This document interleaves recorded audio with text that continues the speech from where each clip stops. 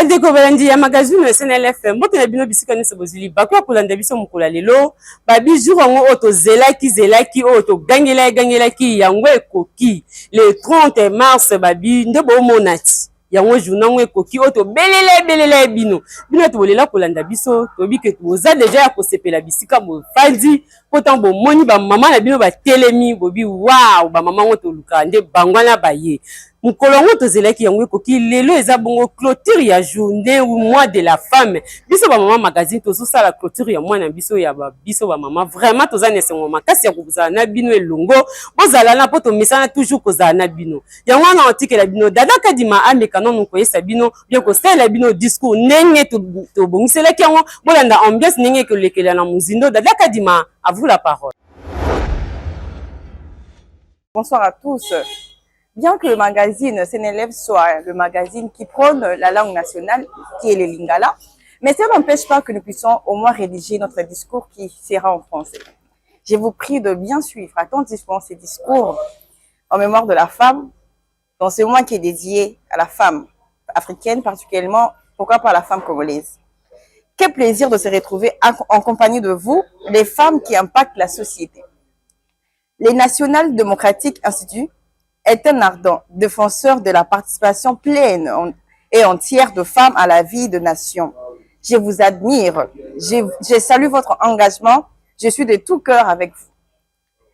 On se demande, quand il s'agit d'imaginer une femme de pouvoir, notre esprit est trop souvent aveuglé par les miroirs de faux semblants pernicieux.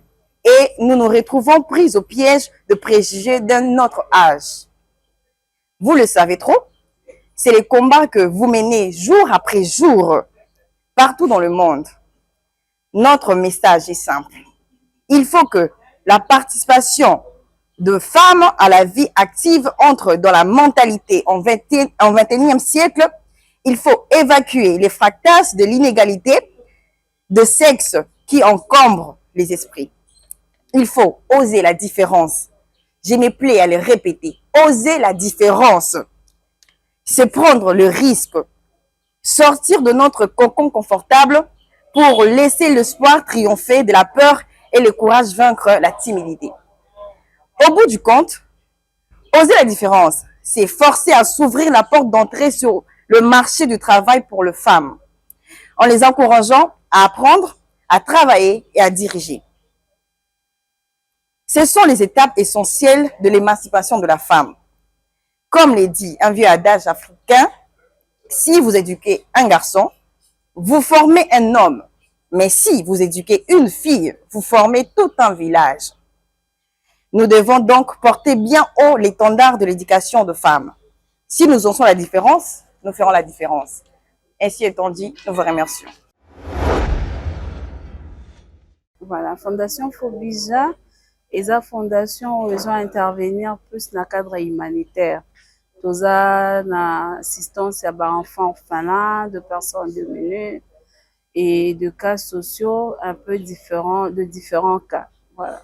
Effectivement, parce que nous avons déjà dans un mois-ci et na conscience nous soya bon mois-ci comme mois-ci lelo eza kaka lisusu cuisine te, mois-ci lelo eza kobunda professionnellement pour na ko lakisa ba talent na ye na ba valeur na ye pas seulement na ndako place aza mais aussi na société et aussi qu'on se battre plus dans foyer na ye na société place azali. Ben en fait déjà pour commencer à la maison, je suis maman, je suis épouse avec comme on dirait avec toute la soumission possible. Mais professionnellement, je dois faire face à ce qui est professionnel face aux hommes. C'est-à-dire que il faut que je prouve mon intellect, il faut que je prouve à la hauteur pour que les hommes me respectent. Donc, je dois rester professionnelle. Je ne dois pas aller au travail pour montrer la féminité. En fait, par exemple, ce qui se passe, c'est par moment on déplore, et ça que mutaye kosa na musala, mais azolakisa bilamba, azolakisa maquillage, azolakisa ba faiblesse moko eza nga mutu na makolo. Donc, quand je suis dans le cadre professionnel, je reste professionnelle en fait. Et quand je suis dans mon foyer, dans ma maison, je reste femme, je reste maman. Nzambe a instauré que mobali nde aza chef ya famille. Et il faut faire la part de choses. C'est-à-dire femme professionnelle et femme dans le foyer. Ok? Déjà, ceux qui moi si, quel que soit mbongo na yo, quel que soit standing de vie na yo, et qu'ils ont respecté mobali oyayote na kati ya ndako, même devant Dieu, tu n'es pas dans le norme. Plusieurs femmes doivent savoir faire la part de choses. C'est-à-dire, on est épouse et on est femme professionnelle. Et comme que non, moi c'est l'ambi lundi, mon bal à l'ambi mardi, moi c'est l'ambi mercredi, mon bal à l'ambi jeudi. Non, non, on est comme une confusion totale. Ok. Première cause, c'est ça parce que nous sommes orpheline, de père et de mère, de le bas âge. Mais grâce à Zoé, c'est ça parce que ma mère, quand elle est morte, elle avait un frère qui nous a pris en charge. Ce qui veut dire que le Seigneur nous avait fait grâce. Donc, je savais pas, je n'avais pas mal à la tête pour manger, pour les études, pour quoi que ce soit. Mais depuis mon jeune âge, j'étais en train de réfléchir. Je me mettais à la place des autres. Ceux qui étaient également orphelines, mais qui se trouvaient dans des familles de leurs tantes, chez leurs oncles, ils étaient maltraités. Il manquait de quoi mettre sous la dent. Je me mettais toujours à leur place. Donc, déjà de mon jeune âge, je pensais à créer une fondation. Et déjà en première graduat, j'avais créé ma fondation. J'ai créé une équipe féminine de football. J'ai créé une troupe théâtrale pour conscientiser la jeune fille, la femme, pour se battre pour sa vie. Ah, beaucoup de gens m'ont posé la question, Maman Bijou, vous n'avez pas postulé? Parce que ça fait 19 ans que j'ai ma fondation. S'il arriverait que je veux postuler, ça viendra peut-être plus tard, mais pas pour l'instant. Par rapport à Fobija, nga lobaka ngo mikolo nyonso Fobija eza ngai kaka te, eza ba secrétaire généraux te, eza kaka membre à Fobija te. Fobija c'est toute la République, Fobija c'est tout le monde. Parce que constat eza amer par rapport à ba orphelinat en RDC. Les enfants dans des différents orphelinats souffrent énormément. Et ça, c'est la préoccupation majeure de la Fondation Fobija. Et que le gouvernement congolais doit s'impliquer en sorte que tous les orphelinats de la RDC commencent à avoir des subventions. Bah, merci beaucoup pour la question. Naoti koloba tout à l'heure que objectif, parmi les objectifs, il y a Fobija et ça que le gouvernement congolais et bandako soit en charge des différents orphelinats de la RDC. Pourquoi? Parce qu'il y a trop d'abus là-dessus. Ok? Alors, comment est-ce que ça se passe? Il a vraiment un bon cœur d'aider. Ok? Il trouve un cadre. Ok? Il met des enfants. Il peut avoir la nourriture, ça peut arriver. Les lobby et puis commence à demander. Or, si une telle personne, le gouvernement, s'y mettait pour l'accompagner, ok, lui subventionner, lui donner de quoi mettre, donner à manger aux enfants, pensez-vous que ces enfants-là vont souffrir? La réponse est non. Alors, il y a certaines personnes qui en ont fait du business, comme je l'ai toujours dit, je l'ai toujours dénoncé. Pour Naïe, il n'a pas ce cœur-là, en fait. Azushi Danae, comme on dit à Lingala. Et c'est comme ça que tellement il n'y a pas de suivi au niveau de notre gouvernement et c'est comme ça que tout le monde passe avec les papiers et tout et rien ne rassure que ça va le bénéficiaire en accès. Donc c'est ça, c'est une situation vraiment déplorable. Ça me donne de larmes aux yeux tout le jour de voir que le gouvernement congolais s'en fout à ses propos. Il doit quand même s'impliquer. Parce qu'il est inadmissible de voir que les enfants sont là, il y a des orphelins là, mais il n'y a pas de suivi, il y a rien du tout. Et certaines personnes en abusent et ils marchent comme si rien n'était. Pour notre programme, déjà ce 27, tozala homme de vieillard na Kitambo, boya ebele, to pasaka ba moment magique. La situation des hommes hommes de vieillard dans de différents communes est vraiment catastrophique. Certains enfants déposent leurs parents dans de hommes de vieillards, mais batikaka bango basalaka wana ntango mosusu bainane basokolaka ye te. Matela ese koma rempli na urine plein de puces, donc tokutaka salite ya makasi. Après wana le même jour tokokende na banque du sang ya Bandal kopesa makila na biso en faveur des enfants anémiques. Ces enfants souffrent. J'aimerais bien souligner ici que nous devons vraiment prendre conscience de cette situation et que les églises commencent à exiger qu'il y ait des examens par rapport à cette situation. C'est pas que bolingani, vous êtes aimé, oui, vous êtes tombé amoureux, oui, mais tenez en compte de faire les examens pour ne pas arriver. Et ce sont les victimes qui sont là et qui sont en train de souffrir tous les jours et qui sont en train de mourir tous les jours. Par rapport au mot de la fin, je vais conseiller la jeune fille. Moi, j'ai toujours donné mon exemple. Mon premier travail, on payait $20. Et j'étais vraiment engagée pour gagner cet argent-là et j'étais impliquée par rapport à mon premier travail. N'attendez pas à avoir beaucoup d'argent pour commencer quelque chose. N'attendez pas à ce qui est du coup qu'on vous donne 2 millions pour s'en sortir dans la vie. Non. Le peu que vous avez, oko bandana na ekolo ya yanguba, oko bandana na sakombi, okoki ko banda, l'essentiel, tu dois commencer. Moi, j'ai commencé l'équipe féminine de football. J'étais étudiante en première graduat. Je n'avais même pas un rang. Et j'ai dû organiser la sortie officielle. C'était waouh, mais d'une manière magique, je dirais. Toza toujours wana na activité na biso ndenge to la kaki bino kelelo oleka waouh ezapeka waouh. To salela bino interview bien élément ya chips banan yango to salela bino pe exposition nango. Toza pe wana ndo na biso mwasi ayeli biso biloko o ye moko asalaka. Donc tozo promouvoir kaka mwasi o bozo mona lelo to yeli bino eza kaka basi bato bazo sala ngo. Donc to tikela bino temps Ursula Diatou mape Kevin bazawana pona ko partager les bons moments na ye accompagner na ye moko muta sala biloko ne so bo mona likolo ya mesa. Voilà, je réponds au nom de Divine Manjambi, Naza étudiante na L1 droit. Et à l'occasion, il y a fête à ma maman, n'a quitté journée moi année sous Kabongo. Voilà pourquoi j'ai voulu exposer ou parler un peu de ce que moi-même j'ai confectionné. D'abord, premièrement, on a représenté nos bracelets. Nous tenons seulement à des bracelets, mais ils ne connaissent pas la valeur loco ezali. Simplement avec nos pères qu'on a eu à confectionner ça pour la beauté à ma boko, surtout pour les dames comme pour les hommes.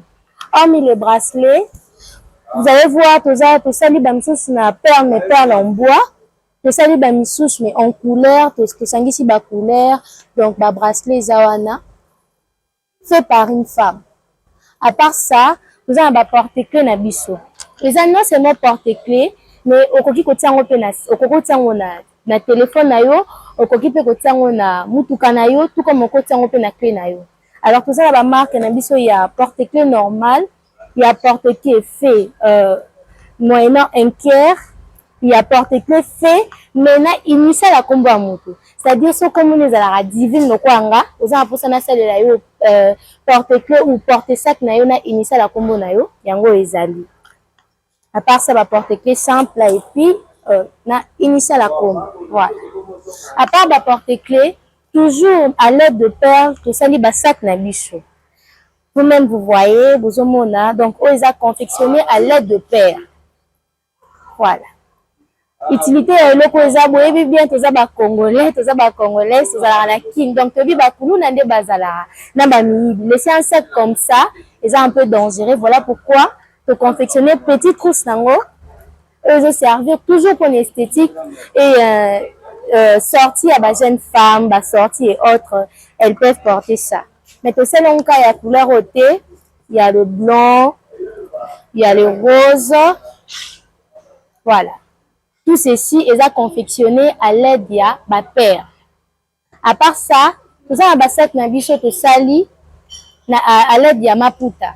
C'est-à-dire 2 pannes. Na parfois ba carton les gens négligent souvent biso to zui carton to zui liège na biso pe panne to confectionner ba sac. et puis à un prix très abordable, surtout que ça fin et à mois de la femme.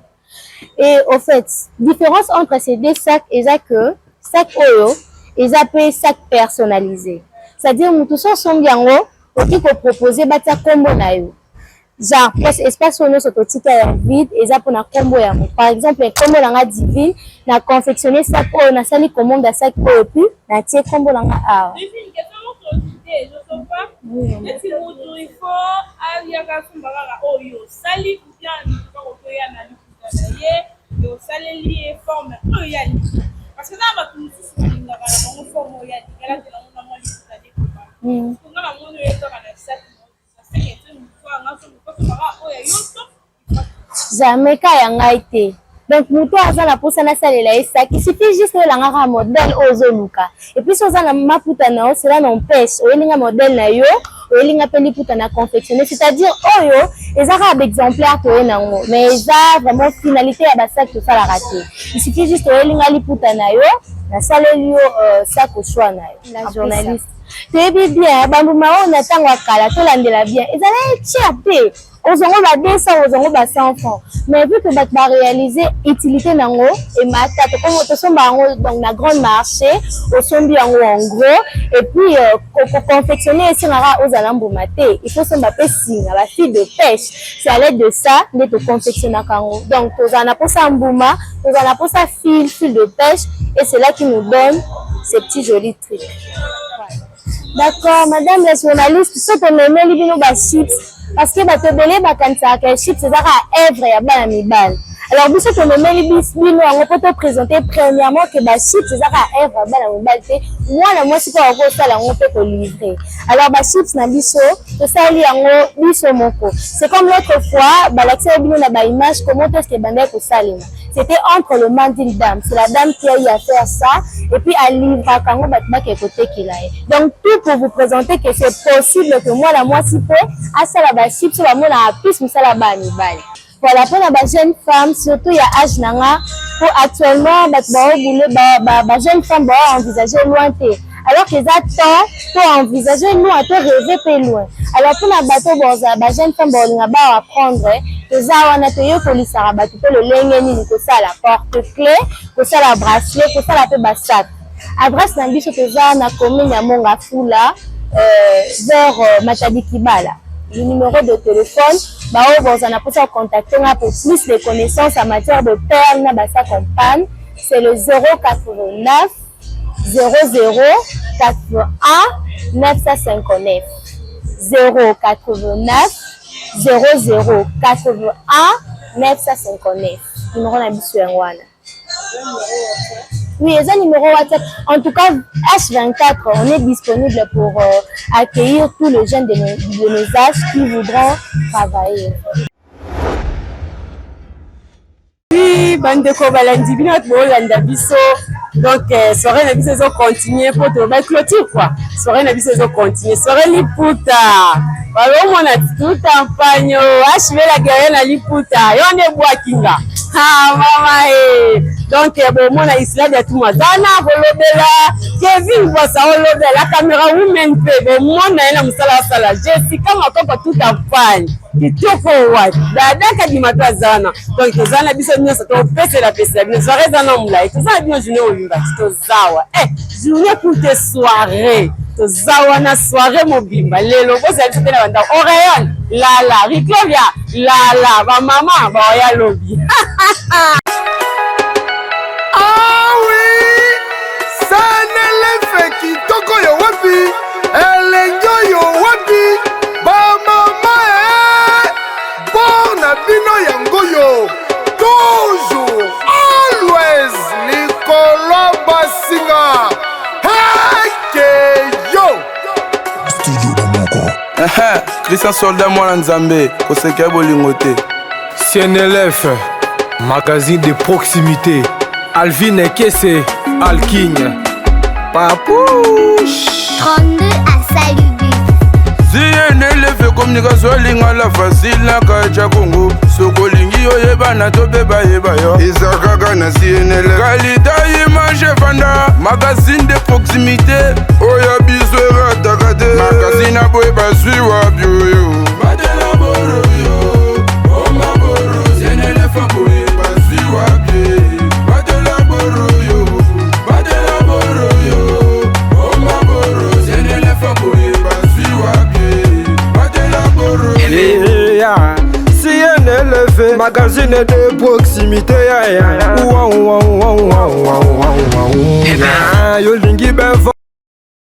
Merci beaucoup. Maman Hélène Basekawike, na yo pour la deuxième fois na kati na etale na biso ya muke naza conseiller communal na commune ya Kalamu et maman pasteur et mère de 5 enfants. Merci. Merci beaucoup. Merci d'abord à Nzambe parce que moi la biso ya ba maman lelo et prendre soin nango. Conseil nanga on a kopesa na ba maman oh jusque là baza ko comprendre nani te nani oyo zali naga ko senga na ba maman wana balongwa na ndema ba mise balobaka balongwa na ghetto donc balongwa na ba futilité balongwa na ba bassesse baza vraiment conscience que non la femme aza mwasi oyo aza na valeur epa na Nzambe epa na bato parce que Nzambe ntango akeli mwasi apesa la valeur wana alors aosenga na bamama na mwasi nyonso tu azala vraiment consciente ya koyeba nani oyo azali ya kose focaliser na eloko moko oyi kosala mpo lobi epesa o valeur na miso ya bato epo na moi name na bana na nga basali eza exposition babaokeli yango seni te babangeli yango te meme kosala basups ya pamba oyo ekosala o mutu lobi meme kolamba mikate ekosala o mutu lobi meme koteka makala ekosala yo mutu lobi ke ozala kaka keno kabela ngai ye pesa ngai ye donc okozala mpenza na valeur mingi te mais mwasi nde amipesaka valeur soki ye moko amipesi valeur nde esika te bato mosusu bakopesa ye mpe valeur nde nazosenga na bamama mwana biso esili esuki na biso eza nini que tozwaki valeur quand na moi de la femme non donc c'est toute la vie tokotikala basi tokochange te tokotikala kaka basi c'est pourquoi naseka bama conscience ezongi. Merci beaucoup.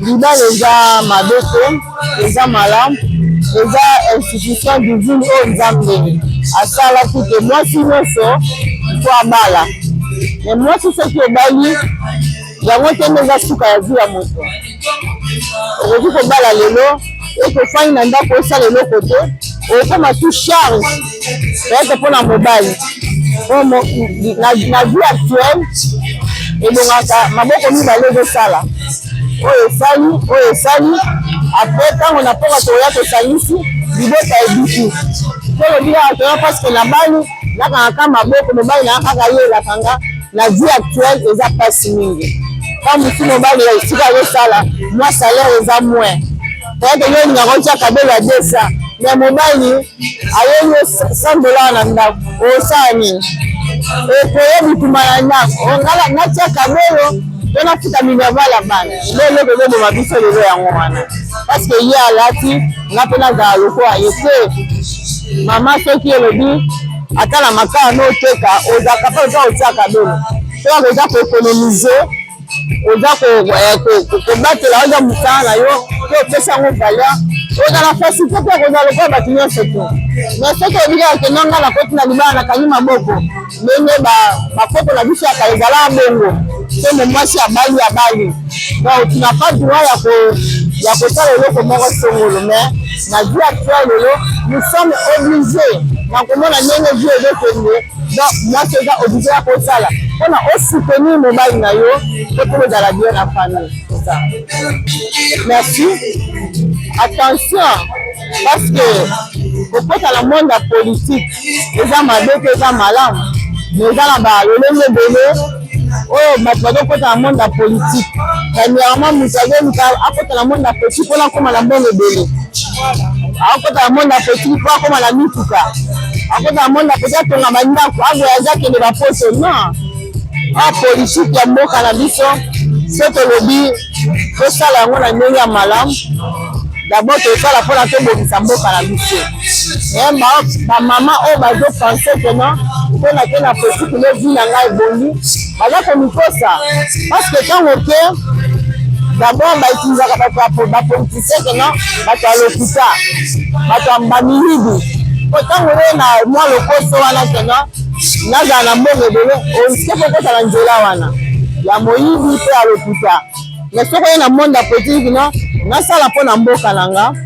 epuis okoti makolo mibale omifandisi politique ekomela yo te me yo okokonduire yango mais soki oyeke no okoti awo obimi awo ofungoli miti ebimaka kote nini politique ekomela yo te odisparaître nde bato mosusu baza kodisparaître parce que la politique eza na makambo ebele soki oyo na kati ya politique no nasala mpona intérêt ya mboka na nga ndenge nakoti na kalamu lelo nasala mpona intérêt ya commune na nga nakotala d'abord intérêt na nga te nakotala intérêt ya population oyo bapesa nga confiance mpe bakomisa nga wana so na bino asoveyaka vi na nga ebongo bato bavotaki nga donc c'est ça dans la politique il faut kozala sage po koza sage te oriske okota na babudget ebele donc c'est pourquoi oyo bazoya bazala na objectif nini oyo bazoya kosala parce que so ayebi ka mbongo aosuka mabe